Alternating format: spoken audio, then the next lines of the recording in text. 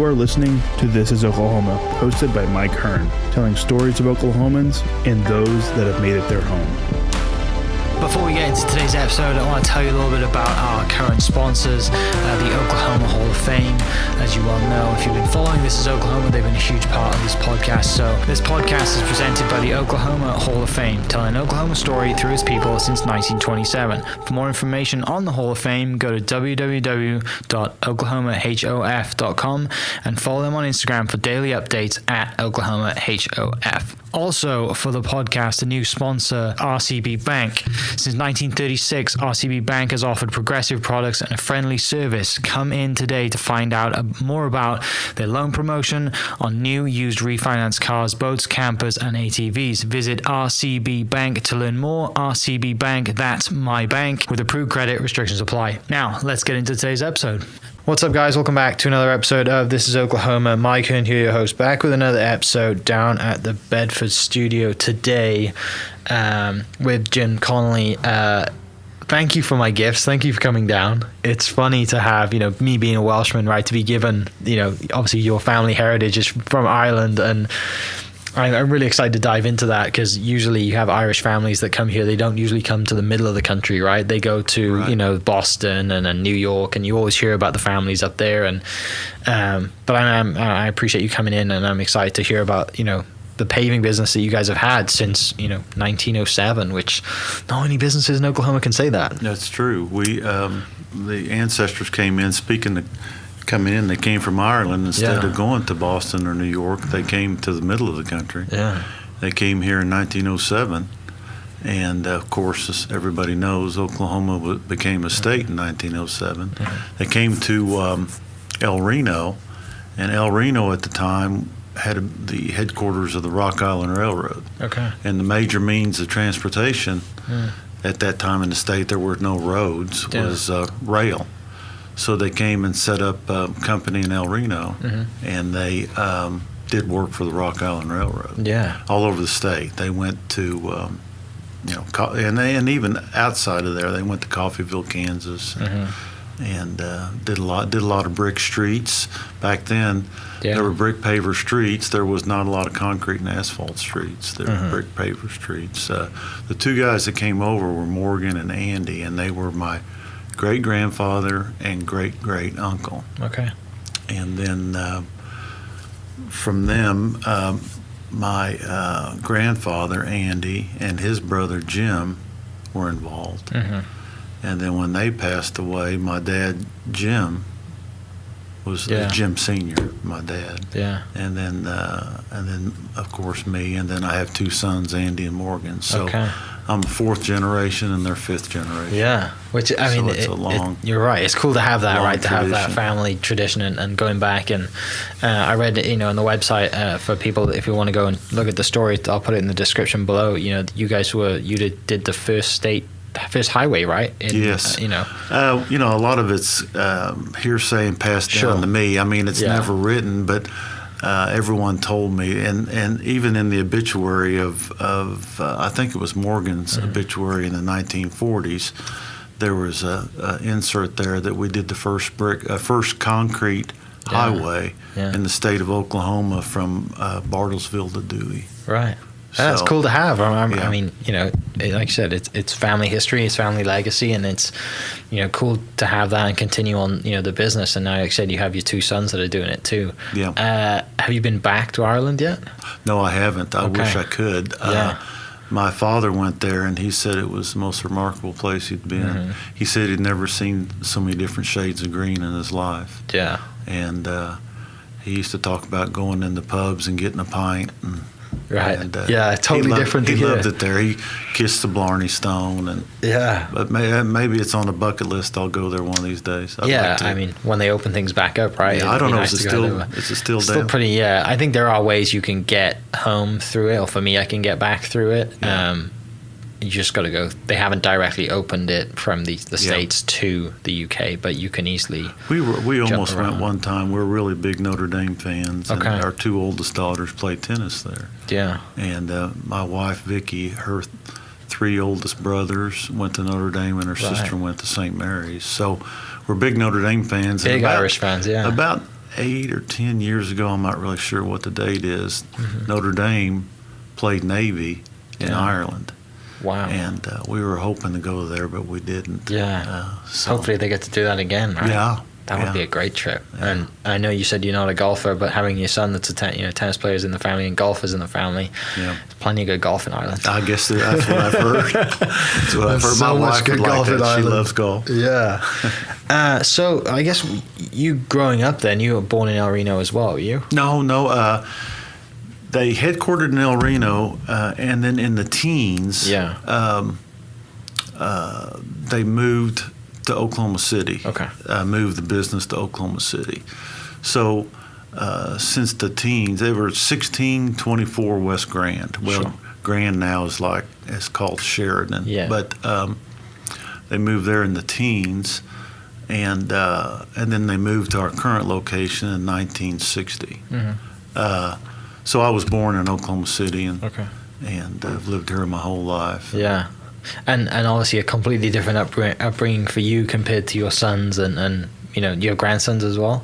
Yes. Or grandkids as well. Yes. So they're living they're growing up totally different to the way that you grew up, right? You got family and you have dad and granddad, and they obviously are trying to show you the way to grow up, the way that they grew up, shoveling, manual labor. Yeah, I mean, it's real hard work. Yeah, it's totally different now, and even when I was there, it's totally different. But it's back then, it's a lot more manual. Now it's more automated, like everything else. Yeah. Still a lot of labor involved, but a lot of machinery helps with that. Makes it a lot easier, more efficient. Yeah. So growing up then with the family business, that's by the time you were growing up, it was already pretty fully established at that point. Oh, yeah. Well, by the time I was growing up, I went to work there in the summers of high school and college, and I got out of college in 77, so have been there in the office since then. Yeah. So you went, did you go to Notre Dame then? No, I didn't. I went to Oklahoma State. I pitched at Oklahoma State. Yeah. I thought I was going to be a Major League Baseball pitcher, but yeah, turned out to be I was more of a thrower than a pitcher. So clearly loved sports growing up then, and got into baseball. If you got loved to OSU. sports. Yeah, loved sports, and married a wife who was an all-state basketball player at McGinnis. So she loved sports, and she went to Oklahoma State with me. Attended school there, and she, in fact, was the first bat girl at Oklahoma State. So, but being a basketball player, she when she was in college, she started playing tennis, and she decided it's a sport you can play the rest of your life. So she said, whenever we have children, we'll get them involved in tennis, and they get to, like golf, they get every ball. And so they got involved. That's awesome. So we've got 5 children and 15 grandchildren. So and the oldest one's 10. So we got 15, 10 and under. Oh, I mean, family occasions are a riot then, isn't they? They're wild. Yeah, the one's favorite toy is what the other one has. Exactly. Yeah, and having that that Irish blood in you as well. I'm sure they're always a great time every time you've Thanksgiving and everything, birthdays and Father's Day that we just had, and we're very involved in the Catholic Church. So I always tease that we have so many children because we're careless Catholics. So tell me about, I guess when you graduate from school, then obviously the dream is to be an MLB player.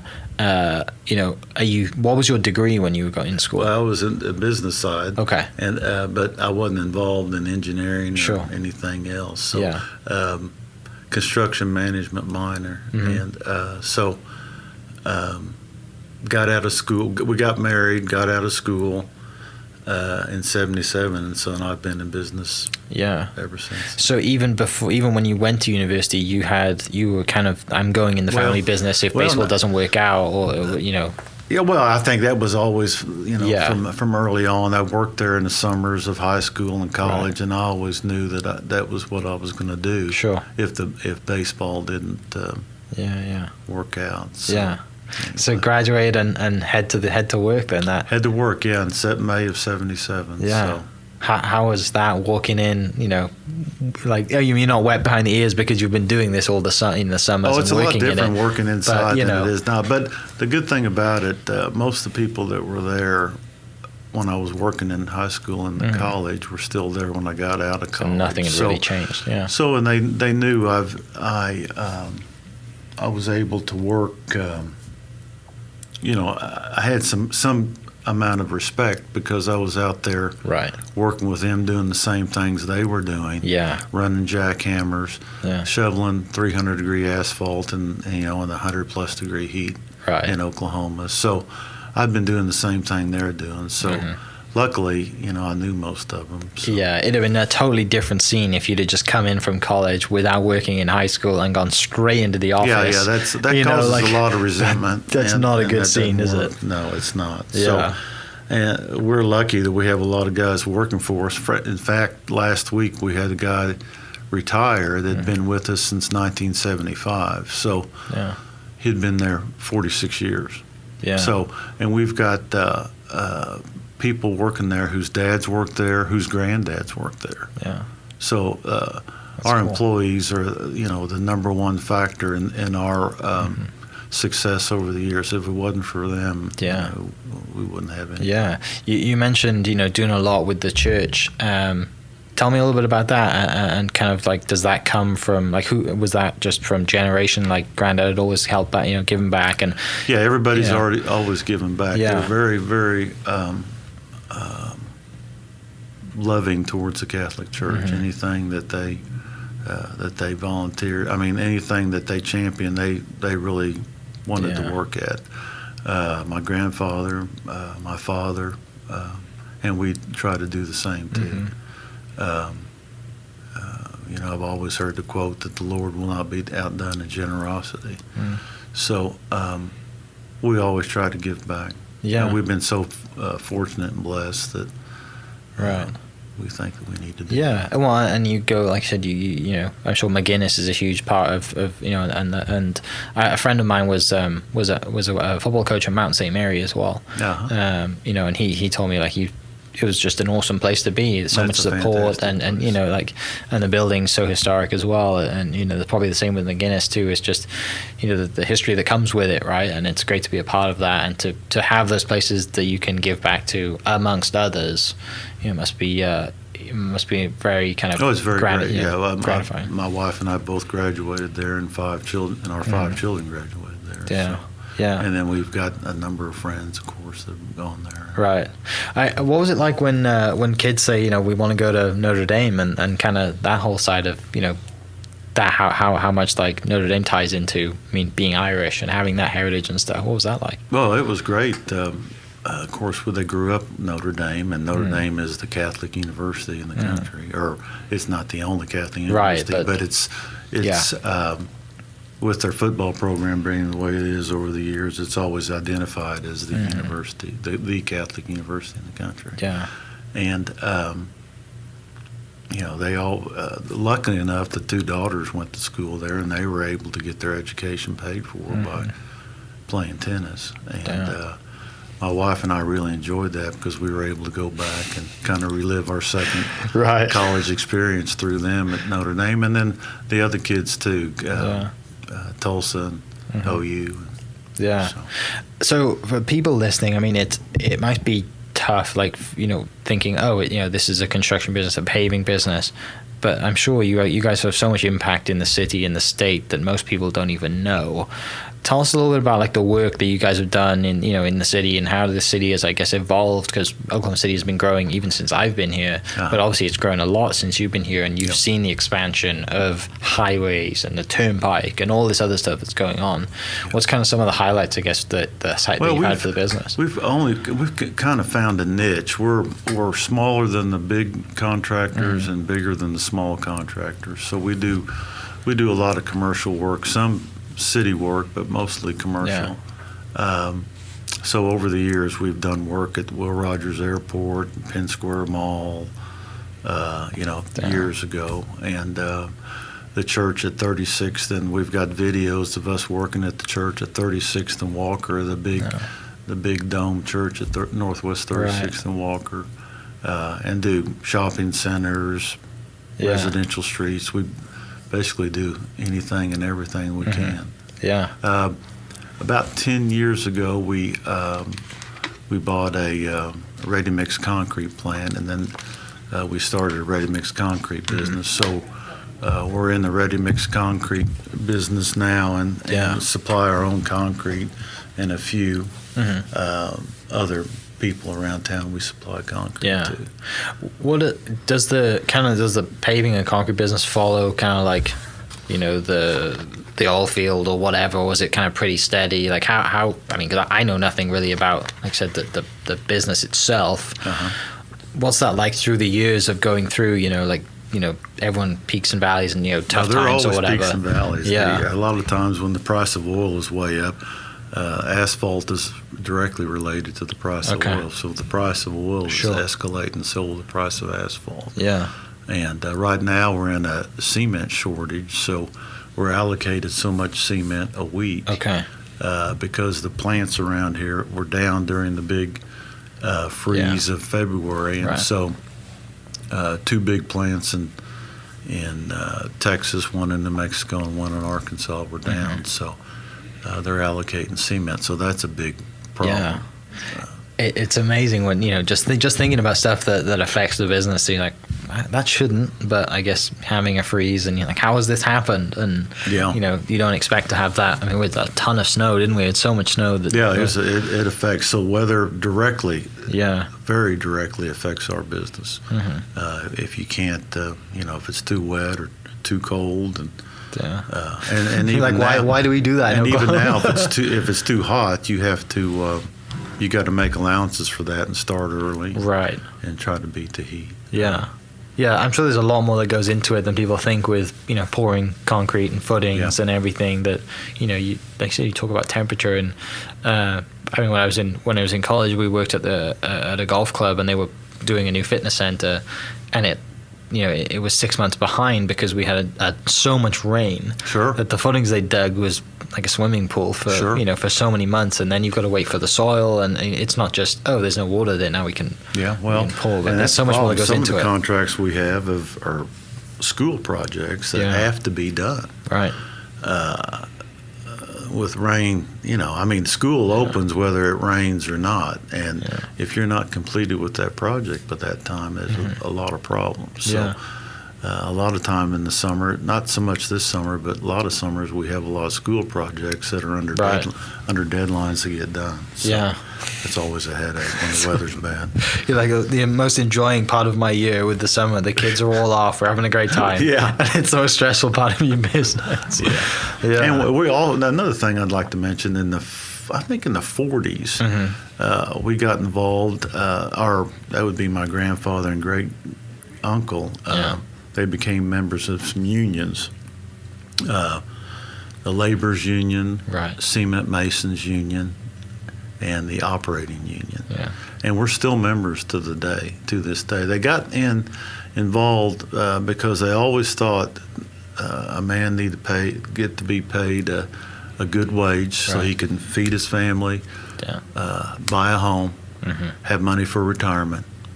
And they've always under that philosophy because we still to this day are members of those 3 unions and haven't regretted it. Right, because back when the business was started, that was a big thing, wasn't it? Because you do the history, and it's all the factories and all the businesses are owned by giant corporations or whatever, and my grandfather and great uncle, they grew up with Roosevelt, and Roosevelt started the WPA, put everybody back to work. He won the war. What a time to be alive. My grandfather told me before he passed away, he said, "Son, if you're not a Democrat and don't drive a Ford," he said, "you're not even an American." He really thought that. And then my dad said in 1952, when Eisenhower won the election, first Republican in years, he walked in the next day and said, "You might as well shut this place down." They just elected a Republican for president. Right. So they were, they grew up back then. The Democratic Party was different than it is now. Right. And that's the way they believed. Yeah. It's funny, isn't it, when you hear those stories and everything comes like, you talk about politics and to current times, right? And because of social media, I think, and the internet, everyone has more information now than they've ever had. But there's still the same sides, right? You still vote for this person or this person. You still have the same conversations, but it's just at a more rapid pace because everyone at the click of a button, the touch of their phone is on their phone and what's in the news. Media, sure. I'm sure there's some days where you think I'd love to go back to pre-1990 and pre-internet and just hey, if I want to send you a phone, I want to call you, I will call you. Oh, that was great back then. That's different now, and of course a lot of the technology now, and you probably, when you talk to people that were baby boomers, so we were behind the technology. Right. So if I need to ask any questions, I have to ask our two sons. Yeah, which is a good and a bad thing, I guess. Yeah, right? yeah, because I don't understand. I mean, I can do what I normally do, right. but anything out of that norm, I don't know. Yeah. What's going on? Outside of the business, then, what? I know you mentioned like charity and giving back to the church as something that you guys do outside of the business, but I mean, obviously, work isn't everything. Right.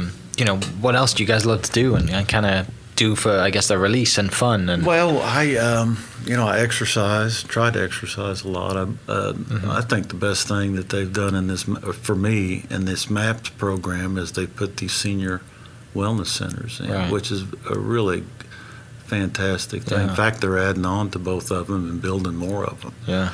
They really get a lot of use. So we try to exercise. My wife, like I said, loves golf, and she does that. When I was young, I took care of, worked at the business and raised 5 kids, and now didn't ever really have a big hobby, so did that, and so now if I'm in town, I'm working and taking care of kids, seeing grandkids, and right, yeah, doing that. Do you, and then we have a home in Arizona, and we love to go out there. About 8 months out of the year. Great place for your wife to go play golf. Oh, that's great. So much fun in Scottsdale. Every corner has a golf course, so it's good for 8 months out of the year. Now it's like in the 115s. Do you have much involvement, I guess, with OSU baseball since you played there? Not as much. No? Of course, everybody's gone from when I was there.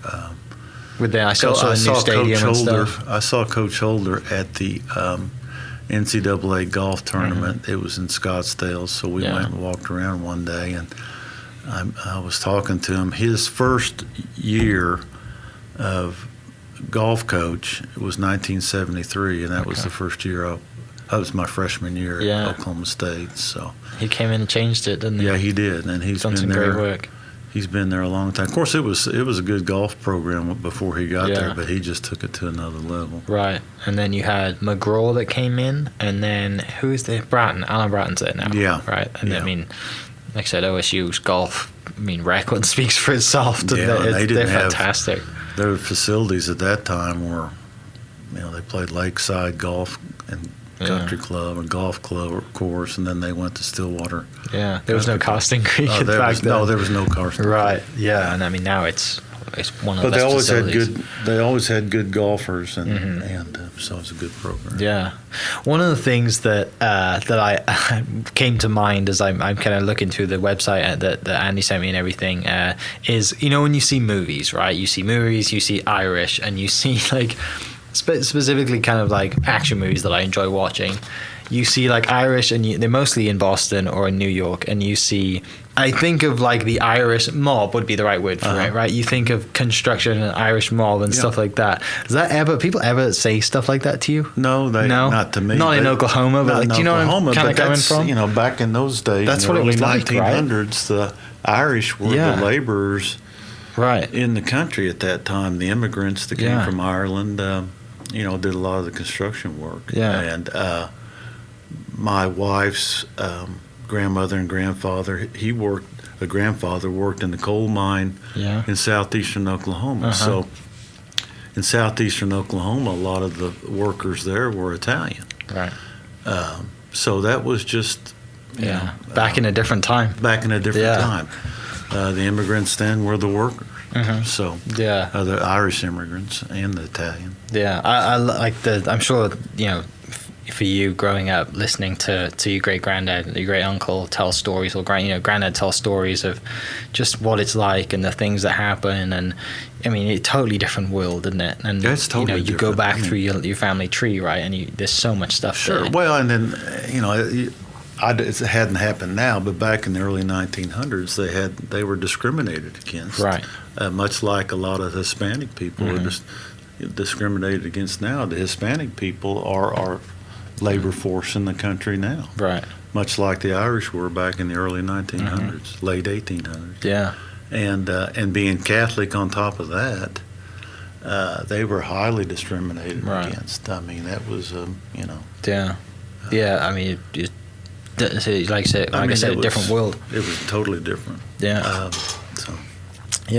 Going forward, then, what are you guys excited about? I mean, it obviously sounds like you kind of working to step away. Yeah, I'm working. Leaving the business to your sons. Our two sons, Andy and Morgan, are doing a great job, and and we've got another young man in there, Ben Doherty, who does a very wonderful job. So I'm kind of in the way most of the time. So I try to stay out of the way and let them run it. So that's where we're going. I'm kind of that's my exit strategy is let them do more and more, and I'll just kind of step back. That's awesome. I brought you today one of these plaques. I'm really excited to have that. Since the 40s, we've put these bronze plates in sidewalks and paving as a stamp or an advertisement for the company. It's great to see those. And when you walk around. We've got a lot of people that really love them. In fact, if we don't put them in, they ask why we haven't put them in. And we've had a few say, we don't want them in. We don't want to pay you to do our paving for free, advertising for you. So we've had to take some of them out. Take some out. It's like my lawn guy that keeps sticking his sign in my yard. I don't want it there. But we're very proud of what cool. we do and what we have done. And so I think if you can put your stamp on something and they know who did it. Yeah, it's going to outlast you and it's going to be there for a long, long time. Yeah. And it's like seeing kind of, when people go to universities and they have their name in brick, it's somewhere, right? Having your name on something, and that's going to be there for a long time. Yeah. Although we've had so many, and for over the years that Oklahoma City is doing a lot of this renovation and maps projects, that a lot of the old 40s and 50s stamps are getting torn out and replaced with new kinds. Yeah. Hopefully they call you and say, hey, do you want this back? Some of them have. Which would be really cool. Some of them brought them back, and I've got some. I've got probably 50 at the office from the different years. Yeah, that's awesome. So to have, like I said, to have them from the years and know the locations where they are, and you're right, just to have that impact and that legacy. My dad used to always say we're the most spit on people. Spit on and stepped on, right? Yeah. Well, Jim, I really appreciate you coming in. I know, like I said, you're not really fond of doing this, right? But I appreciate it, and I know everyone listening is appreciating it too, for hearing the story and hearing what you do. Yeah, and I like to at least have it on record so my kids and grandkids can hear this. Mm-hmm. Yeah, this isn't going anywhere. It'll be on YouTube and everything, and I said it'll be there for a long time, hopefully. So unless they take down YouTube, then it'll be someone else. But I will send you it so you can have it for your own use. But thank you for coming in. For everyone listening, I'll post the links to the website and social media. They can go check out Connelly Paving and everything you guys have done and the history. And I'm sure that they'll figure out that everything you've already done is they've probably been a part of it or seen some of it or been affected by it in some way, because you guys have been here for a very long time. So for everyone listening, we will catch you next episode. Cheers. This podcast is presented by the Oklahoma Hall of Fame, telling Oklahoma's story through its people since 1927. For more information on the Hall of Fame, go to www.oklahomahof.com and follow them on Instagram for daily updates at oklahomahof. Also, huge shout out to RCB Bank for jumping on board to be a sponsor. RCB Bank's loan promotion is here for a limited time. Head into any of their 40 Oklahoma locations to get as low as 1.79 APR on your next car, boat, camper, or ATV. Apply online at rcbbank.com. RCB Bank, that's my bank. Rate and finance with approved credit. Restrictions apply. And member FDIC. Huge shout out to my sponsors. Thank you for listening. We'll catch you next episode. Cheers. Thank you for listening. We are inspired by those around us and hope that you are too. Make sure you subscribe to this podcast on your favorite podcast platform and leave us a review so we can keep telling your stories. For more great Oklahoma content, follow This is Oklahoma on Facebook and Instagram.